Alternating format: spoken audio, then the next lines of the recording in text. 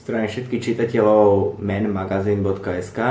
Dnes si pre vás pripravili krátky test, experiment, pokus, nazvite to ako chcete.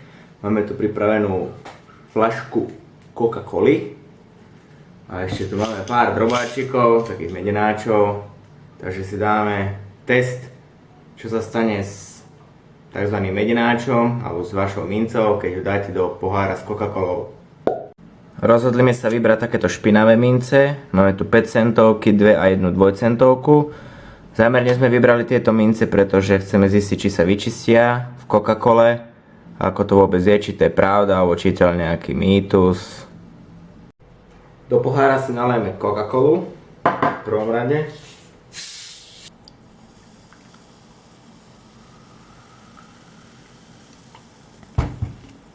Následne hodíme mince. Čiže raz, dva, tri. Po pol hodine zistíme, čo sa s mincami vlastne stalo. Prelejeme si tu Coca-Colu.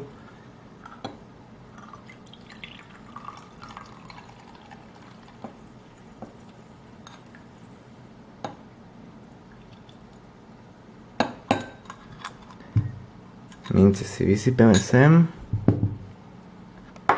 Zistíme, čo sa s nimi vôbec stalo. Rozhodne sú čistejšie tieto mince.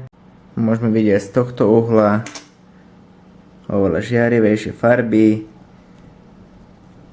Coca-Colu môžeme utrieť trošku.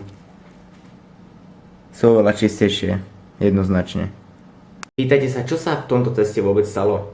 Ide o to, že Coca-Cola obsahuje kyselinu fosforečnú, ktorá je zložkou chemických prostriedkov na čistenie vaní, umývadiel či záchodov. Preto nám dokázala Coca-Cola vyčistiť tieto zašpinené mince, ktoré sa potom doslova leskli. Coca-Cola nám dokázala vyčistiť tieto mince, neodstránila úplne všetky nedostatky, ale je to očividné, že odtieň týchto mincí sa zmenil. Ak sa vám toto video páčilo, určite si kliknite na link tu dole. Sú tam ďalšie zaujímavé fakty, poznatky o tomto nápoji, niektoré zaražajúce, niektoré prekvapivé. Nezabudnite dať like na toto video, odber na náš kanál, lajkujte Facebook a čítajte www.menmagazine.sk.